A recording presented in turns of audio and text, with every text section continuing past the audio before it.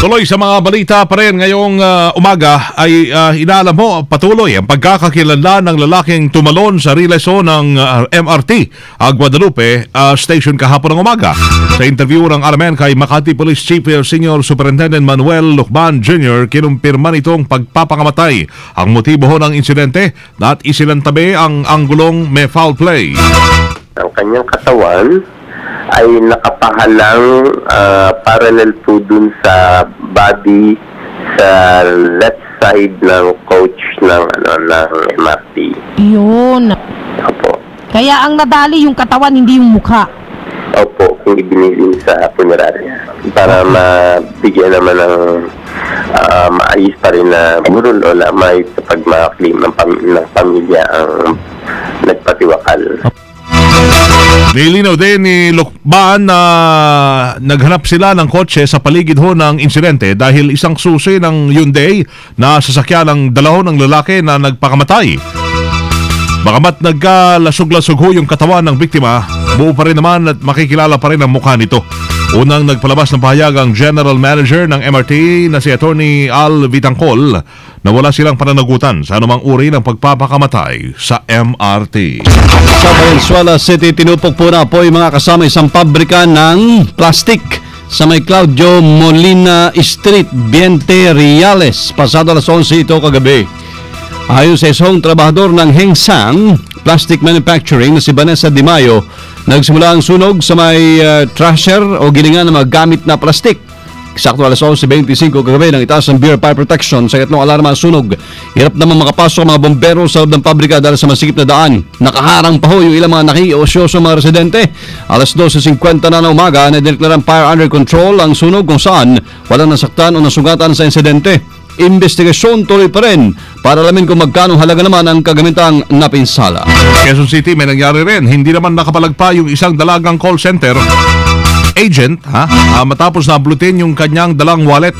Ayon sa biktimang si Alisa Marie Salcedo, nagabang siya ng masasakyan pa uwi sa kanilang sa Marikina sa bahagi ng Cubao, Aurora nang biglang hablutin ang wallet nito ng isang lalaking nakaitim na t-shirt. Si Rhea Besa nakaitim to ngayon t-shirt itim ba yan? Oo nga. Nakamaong na pants at saka nakachinelas. Ayan, sapatos na ligtas ka boy. Mabilis naman tumakbo paakyat sa overpass yung suspect kung kaya't hindi na ito nahabol pa ng biktima. Aabot sa 800 piso at mga ATM card at ilang importanteng gamit naman ang natangay ng kawatan. Natiyatay nasa 5'3 hanggang 5'5 ang height. Ano bang height ni Ray? 5'5. Naku. Patuloy pa rin ang investigasyon ng pulisya para matukoy ang nasabing suspect. Meron pa. Galit to. Meron pa? Meron pa. Ako, segment ito. Galit na galit ako. Nasubugod isang 25 anyos na call center agent sa Station 7. Oo nga, nadukutan na siguro yan. Sa Manila Police District ito, kasamang weng ng pagnakawan. Ay, na nga ba At pagtulungan bugbugin ho na magkapatid o magkapatid na suspect sa tondo. Sa biktima ho, sa balita, ayon sa biktima si Gladys Lacson. Babae pa ito naglalakad siya pauwi sa kaba ng Juan Luna Street. Pagsapit daw sa tapat ng isang convenience store, agad siyang sinugod at pinagtulungang bugbugin na magkakapatid pa na sina Maha Salvador, Maha at Katrina de la Vega. Parang ganun nga. Oo, Istahin ang pangalan. Ay, bukod ho sa pananakit, kinuha pa naman suspect ang kanyang shoulder bag na may lamang 5,000 piso, 2 cellphone at iba pang mahalagang gamit. Patuloy pong pinaghahanap ng pulisya. Lagi hong ganito ang magkapatid na suspect na mabilis na tumakas matapos ang insidente. Sana'y makita, no? Easy XL Bulat Palaro. Eto na, may sisigaw. Hindi lang. Hindi pala nakakuha na. Sports tayo. Sports. Sa mga mahilig ko sa volleyball. Eto na ang NBA Update. Mga kasama tinanghal. Basketball ito. Tinanghal. Wala tayong volleyball. Oo nga. Tapos na ba yung sa pizza? Hindi, sa mga barangay, Barangay, marami. Maraming volleyball. Oo nga. Alam nyo, pang-international lang yan. Pang-barangay din yan. Beach volleyball, maganda rin. Oy, lupa talaga. Beach, wala. Yung Sa Buhanginan, di ba? buhanginan. Tinanghal bilang NBA Coach of the Year si George Karl ng Denver Nuggets matapos nito'ng tulungang mayangat, napakalakas niya ang kanyang koponan sa 57 panalo ng regular season at makaabot sa playoffs. Ang nasabing parangalang kauna-unahang natanggap ho ni George Karl matapos ang 25 season niya sa NBA. Samantala, magharap naman namin alas 9:30 ng umaga ang Golden State Warriors at ang San Antonio Spurs. Habang kasalukuyan naglalaban ang Miami Heat kontra Chicago Bulls, tinitingnan mabuti po ni Raylin natin sa newsroom sa Game 2 ito ng kanilang serye kung saan lamang ngayon ang Heat sa score na 19-15 sa unang quarter ng kanilang laban. DZXL Showbiz Balita. Loli ba dyan? Sports pa rin, ha? Tumatakbo. Hirap pa bulit to. Yan. Okay. Eto na. Ready na tayo. Ready na. Yeah. Mapasok. Okay. Loli, ikaw na. Hello, everybody in every wing. Eto, atin lang to mga pare, ha. Kasi, astig ako talaga eh. Astig. Pusong bato rin tayo paminsan-minsan. Dennis Padilla. Bakit? Dennis Padilla Valdivia for board member, 3rd District, Laguna. Dami mga tumatakbo natin dating kasama. Hello everybody, it's me, Lollipop Rapapat. Kumusta? Nakaligo na ba kayo? Nag-shampoo ba? Nagsabon? Magsabon-sabon naman kayo. Mag-toothbrush din naman kayo. Ay, yung kilikili, Loli, huwag ka nilimutan. Lagyan nyo tawas. Kasi indikasyon daw ng pagiging gay ang lalaking humihimas-himas sa hita ng kumpare niya. Pare, kamusta tayo dyan, pare? Hinihimas-himas siya. Hawak ng hita ng kumpare. Pala nung isang araw, hinihimas-himas mo ako sa mga hita. Indikasyon pala Sorry, yun. hindi ko Ay, pero ito muna. Lumalabas so ang mga bulong-bulungan ngayon na bumibigay na. Oo nga, baka na ba naman bumigay ang mga nahihimas-masan. Ang hunk actor na si Sanjo Marudo dahil sa sunod-sunod niya mga gay raw. Ay mga magpabakla-bakla. Ikaw, Weng de la Peña, malapit ka na. Wala ko napasok dyan. Kaya mo na si Loli. Minsan na naman yung Loli. Mag-ingat ka. Ako minsan-minsan na yan. Minsan ay talagang natutuluyan. Okay. Sabi ni Sancho, wala naman daw. Masama kung tumanggap siya ng ganitong role. Anya, may gusto niya ng iba-ibang role ang mapunta sa kanya para masubok ko yung kakayanan niya bilang aktor. You can play all role. Pangarap ko rin yan, maging actress, Sanjo. Sabi pa ni Papa Sanjo, kung sakali raw na ma-inlove siya sa isang bakla, ay kay Loli na lang. Thank you, Sanjo. Gusto ko yung lips ni Sanjo, namamasa siya. Wet lips, di ba? Parang kay PB lang, wet lips, Bigla na padila si PB. Wet lips. Nagbasa talaga si PB ng lips niya. Nauulol, parang aso. At saka rabies. Nag-blush si PB. Wow. Nung binati mo, Loli. Kasi crush ka niyan eh. Walang pansinin. Duda na ako sa'yo, ha? Ikaw ba si Charis? O ikaw si Aisha? Pinapasaya mo daw lagi sa Loli. Kaya crush na crush ka niyan. Bali wala sa'yo eh. Talo, girl. Balikan ko si Sanjo. Kung sakali raw ma-inlove siya sa isang bakla, ay wala naman daw masama doon. Ay, thank you. At basta't nagmamahalan sila. Lahat ng ibibigay sa kanya, mahal. Siyempre, sapato, cellphone, ano pa.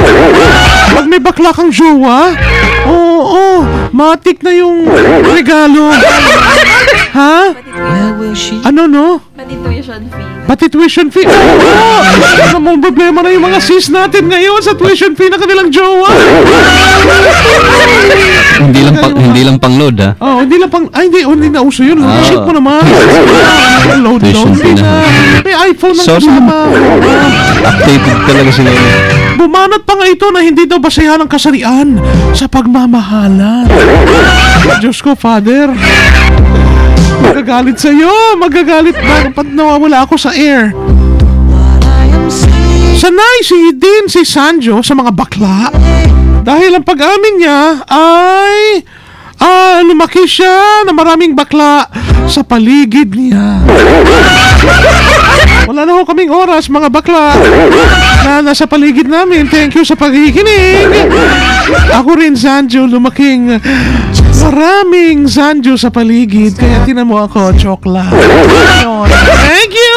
It's me, Lollipop, Lollipop. Hindi gasgas, hindi umatras, medyo madulas. Ito ang Balitang Panghimagas. Security natin si PB. What's up, PB? Magandang umaga mga kasama. Para naman sa Balitang Panghimagas, pagdating talaga sa Chibugan, hindi papaawat ang mga Pinoy. Ang sikat na Meza Norte dati ay puro sa bandang south lang nagbubukas, ay nagbukas na din sa wakas sa north. Kamakailan kasi ay nagkaroon ng food bazaar dito sa Trinoma. Nagpakita na naman ng mga sari-saring pagkain na tiyak na ma-enjoy ng mga Pinoy.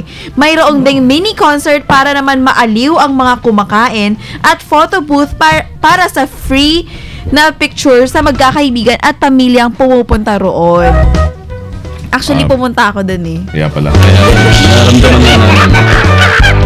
Nakalimutan mo lang magdala. Oo eh. Lalaway-laway ka pa. At yan po ang Balitang Oo, Panghimagas. Candice XL Sinwon, Chongsen, Washer, Phoebe, Tatak Armen. Yeah, thank you. DZXL Ulat Trabakal. Salamat, Sinwacho. Nasa bakal na ho tayo. Dito na ho tayo Sa sa unang programa. bahagi ng programang Bakal. Si Rambo Labay, siyempre ang unahin natin. Babakalin natin. Bye! Traffic muna, mahalaga. Nabakalan. Iron. Yung Okay. Okay. Kahabaan ng East Avenue. Haba talaga, ha? Patungo. Oo. Baraya naman yung usad ng mga sasakyan. Nagkaroon na naman ng bahagyang bumabagal sa mga stoplight dyan sa harapan ng PCSO. Pero pagkalampas nito ay tuloy-tuloy na at muling babagal naman sa harapan ng SSSS hanggang SSSS, bago na pala yung pangalan niya. Bago. Apat na. Alam ko, SSS lang. SSSS na. Sobra. sobra lang ng Preno ko naman. Social minsan. Security System sobra. SSS. Tama. Social Security Services System. Ayun. Oo nga naman, ano. Galing mo Social sa singit, Security ha? Service. Oo nga, ano. Sobra. Yung mga daloy ng trapiko hanggang sa Pelcoa. Madaloy, talagang mga. Okay, so tama. May ngiti pang kasama. Taloy happy sa... Hirap gawin.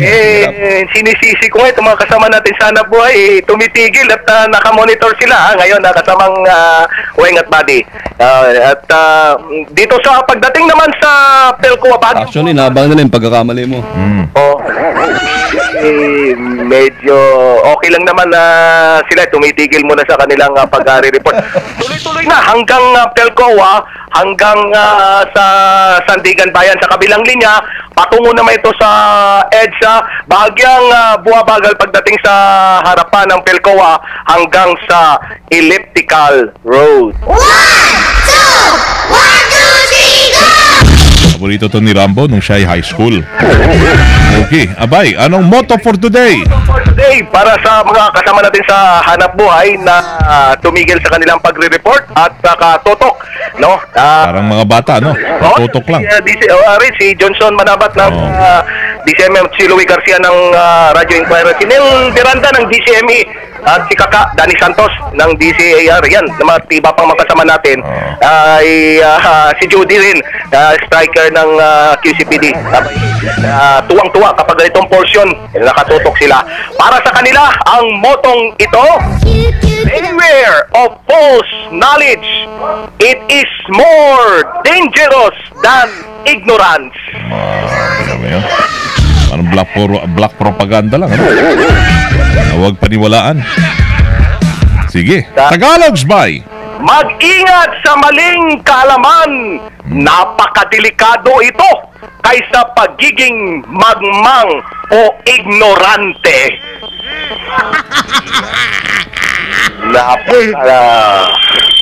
Lukit kasamang study at Weng. So, yan ang for today.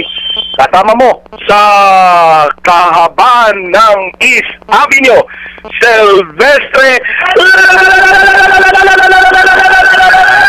Labay, Tatak, RMN. Tapos na ba? Tayo na pala. Thank you. Diretsong mga naglalagablab na mga balita ang Tatak RMN ang inyong napakinggan dito lamang sa DCXL 558. Ngayong umaga po mga kasama ng Huwebes, Mayo 9, 2013. Walang liquor ban, ha? Wala, hindi po pwede. 2 days lang. May tiyaro, ha?